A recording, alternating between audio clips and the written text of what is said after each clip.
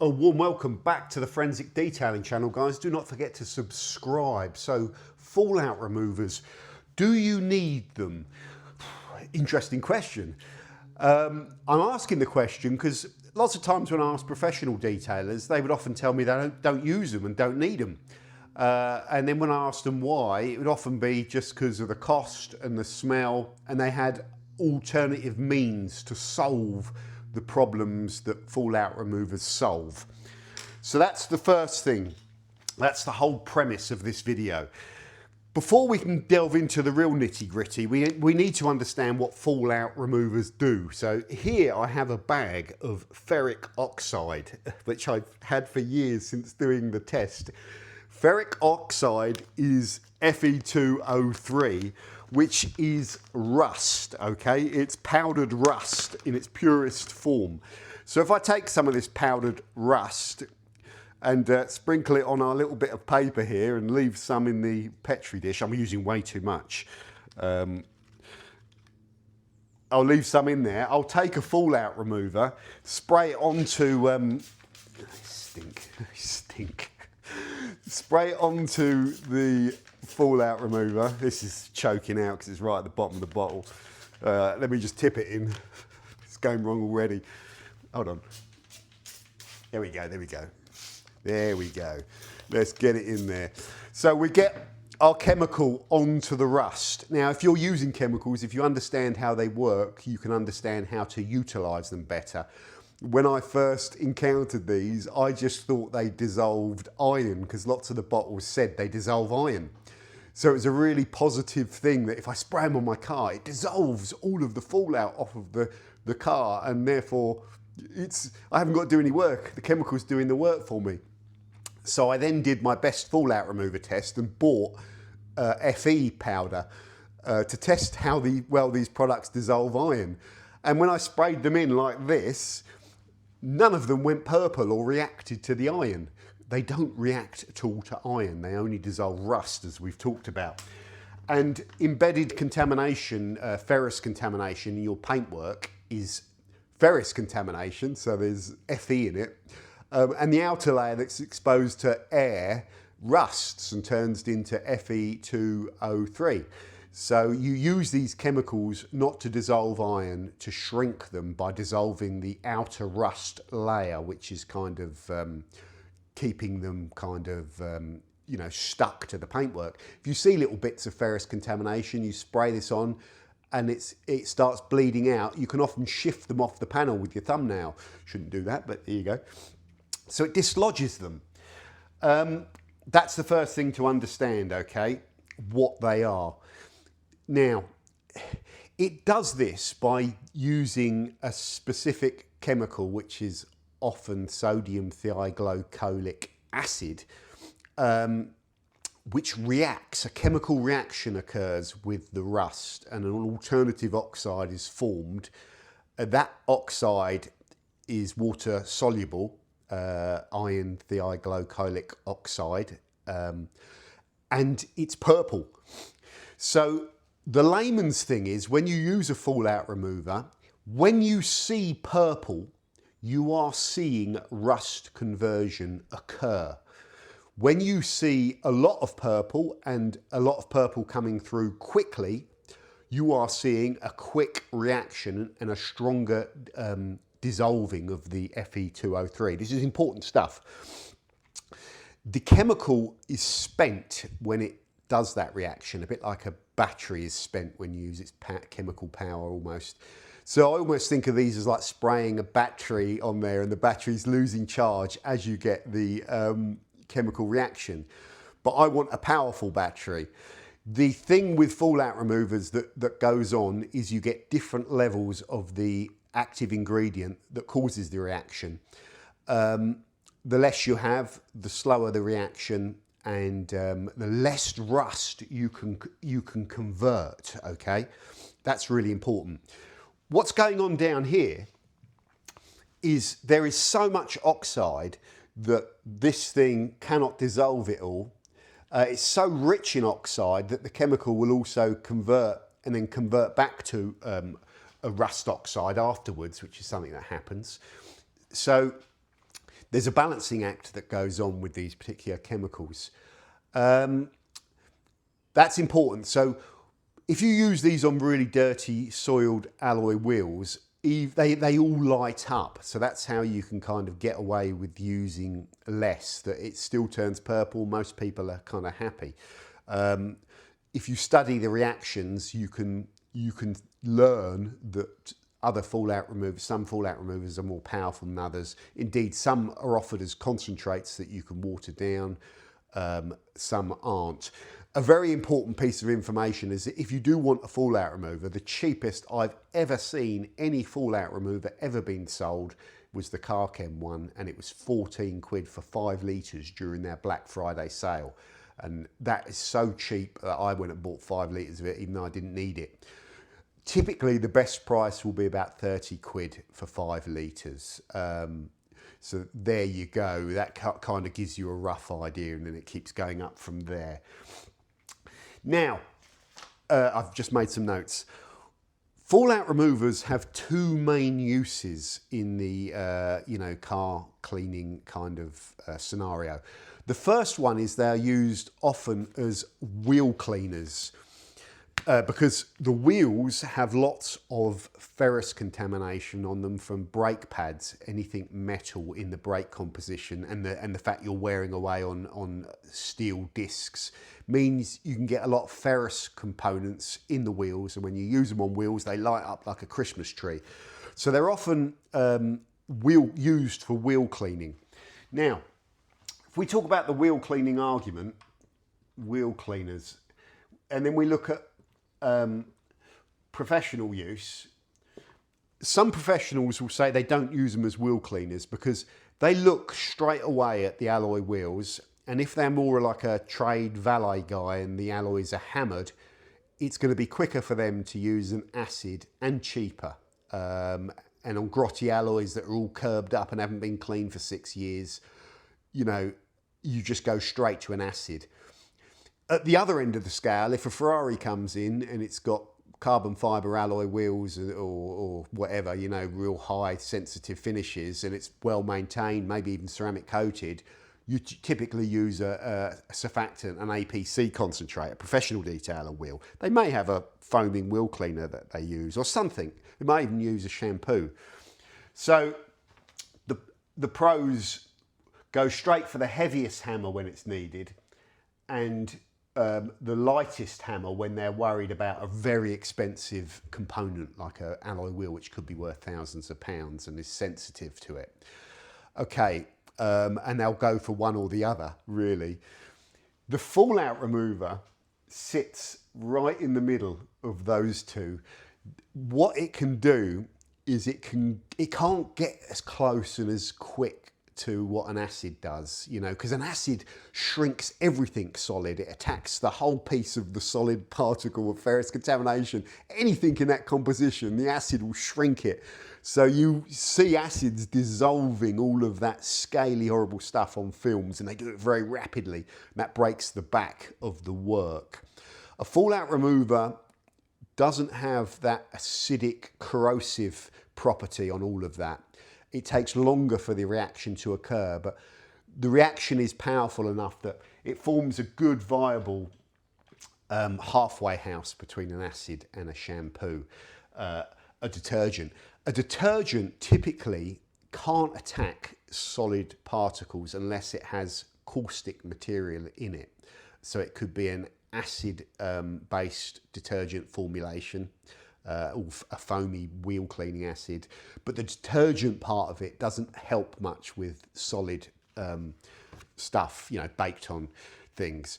So typically your range is like FR and acid in the middle. So lots of pros just rule that out and say if it's bad,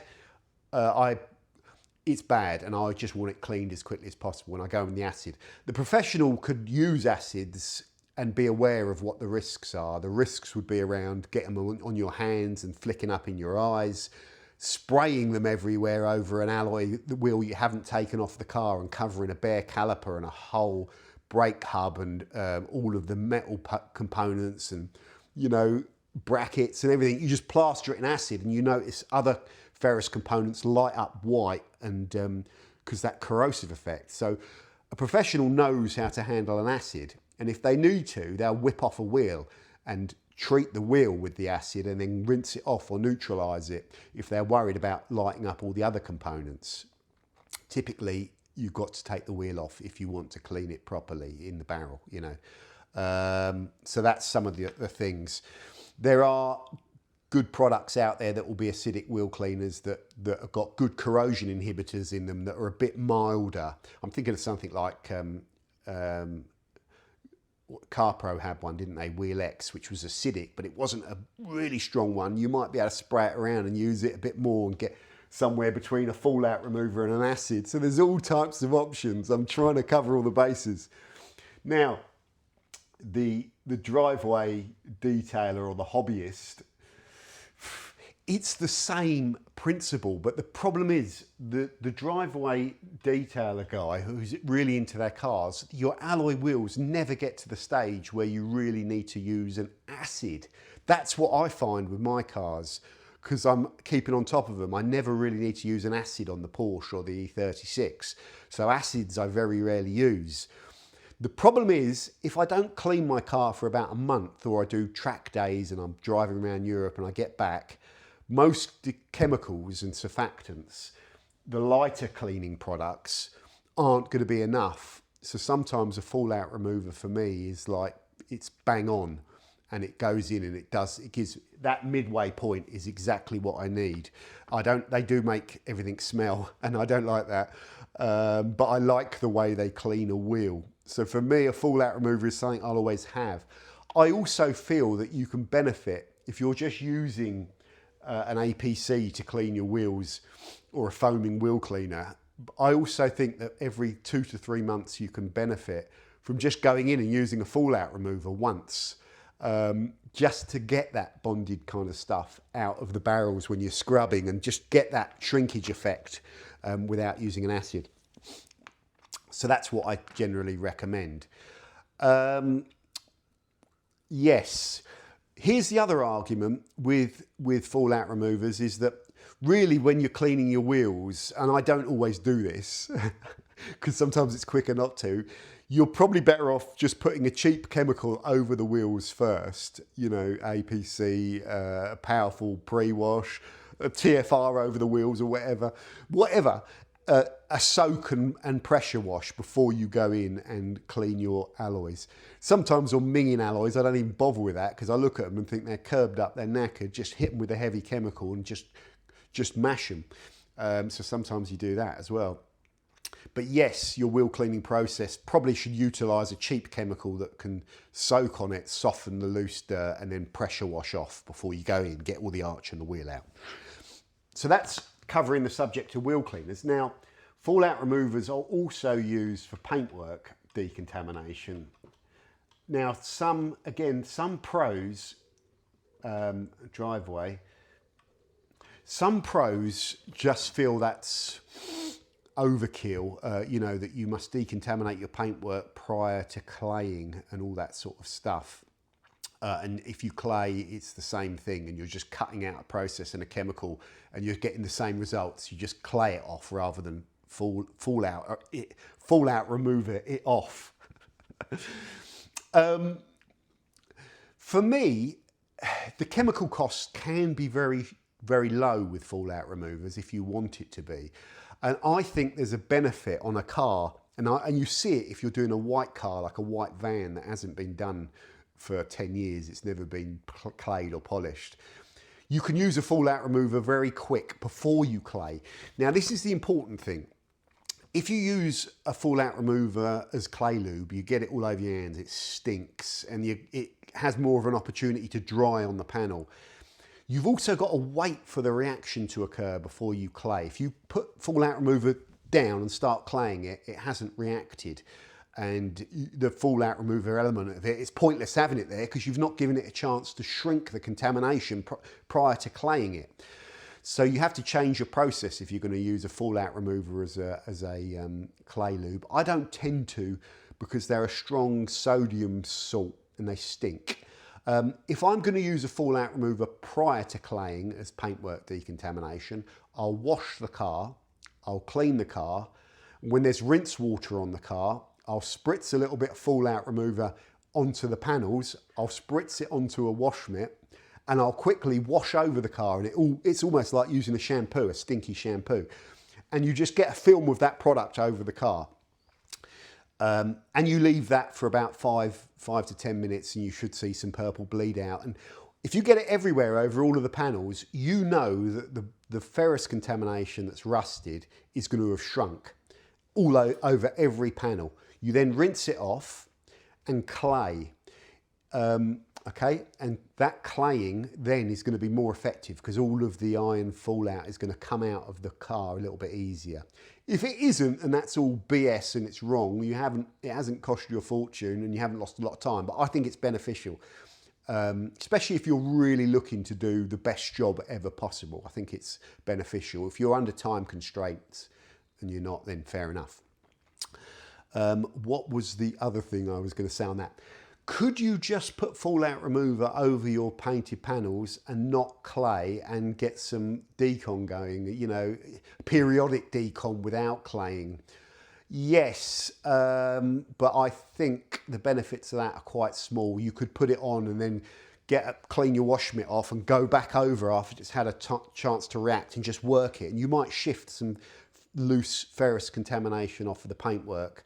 I think a lot of it will stay in there though, and it will then start to rust again afterwards and re-anchor back in. So I think it's good as a precursor to claying, and that's the best way to do it, I think. The clay lube thing, it's okay.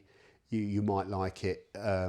It's up to you. It's entirely up to you. A lot of this is all down to you, and there's a vast array of opinions about, and some it's just fallout remover as a principle is just BS to some people and they don't go near it. To others, it's an important tool. To me, I look at it cynically and I look to see if I can get rid of it and not have it, because that saves me money, and it's a stinky, you know, eggy kind of chemical. But I think there's some benefits, and I think you can use it in a very cost-effective way. Yeah, and when you think you can swoop in and pick up 5 litres for 14 quid, you could have it there, and 5 litres will last someone at home the rest of their lives. So you don't have to be cynical about the price if that's your kind of concern. So far we've covered what fallout remover is, and by understanding that, that gives you a better idea of how to use it for you. We've understand the difference, that there's a wheel cleaner perspective and a dedicated fallout remover perspective.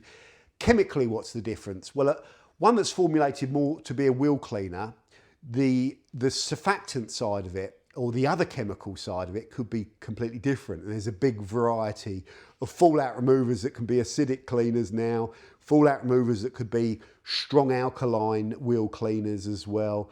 I'm sure there's some caustic alkalines and fallout remover combos that can get even closer up to the acids and all that sort of stuff. And those products which are designed like that for the wheels potentially might be less suitable for the paintwork. You can argue you could just knock them down a ton more and just use them on the paintwork. But for me, I figure it's the other way around. If you're going to have two, I want one. So I'll typically go for a dedicated fallout remover that tells me it's just a fallout remover that I can use on paint. And then when I pre-wash and clean my alloy wheels, say once every 3 months, I've gone in, sprayed them over, blasted them down, cleaned them to the best of my ability, I could then go back over with the fallout remover and get the most use out of it and not have to use so much to do a little bit of decontamination, etc. So it's a product I use, but I use sparingly, and I only use it if it benefits me. We've talked about the reactive qualities of it and understanding the reaction, which is important. It's important to understand what is the golden rule with using fallout removers. There's a couple of golden rules. Be very careful of them in the heat, because they can leave white salty films on the car. So don't let them dry. Be mindful if you're doing a paintwork decontamination with them, where you spray them.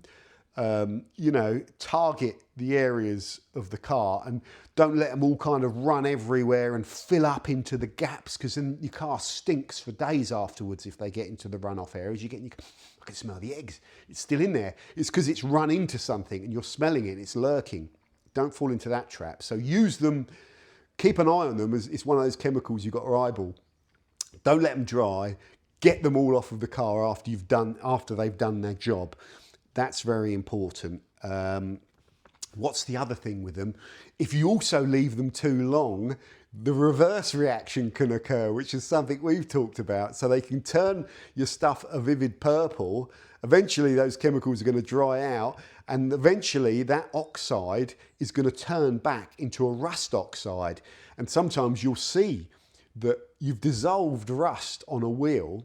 If that wheel's hot or it's summer, that film of dissolved purple material can form back into like a perfect gold film over a silver alloy. It looks like you've sprayed them gold. If ever that happens, the good news is you just spray a bit more fallout remover on them and it triggers you'll re-reverse the reverse of the reverse that you're getting. It will just melt them back to purple and you get that off. So it's not a problem. But if that happens, you've not eyeballed, you've not been doing your you've not eyeballed it, and you've used too much, you've gone round, got distracted, it's dried, and you've had a reverse reaction. That could be the most useful video on fallout removers you're ever likely to hear. But we've already given you that information. I'm interested if you feel that these are a product that you have or you don't have. How do you use them, and all that sort of stuff. And yeah, let me know in the comments. Thanks for watching. So you can even see that's probably reversed back to rust, but also the takeaway is that the spray of fallout remover that we've used, I don't know what this is, a low odor one, I think, because it doesn't smell as strong as the others, hasn't been able to dissolve all of that rust because there's too much rust to the amount of fallout remover. There'll still be rust in there. If I leave this for days, all of that purple will disappear and I'll just have the rust back there. So there we go. That's quite interesting, guys. So thank you very much for watching. If you're really interested in fallout removers and you like testing stuff, then ferric oxide can be useful up to a point. You have to use less is the tips for anyone interested in using ferric oxide. Use less, try and weigh it out. But it can be a useful tool for monitoring reaction times and monitoring the quantity of the active ingredient which actually does the chemical reaction.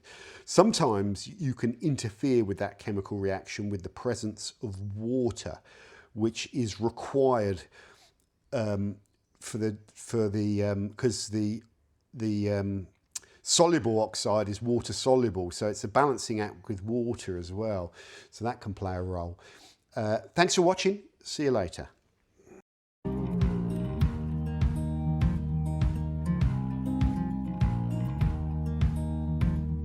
Holding on to what I knew, but the moment's gone. Where was I?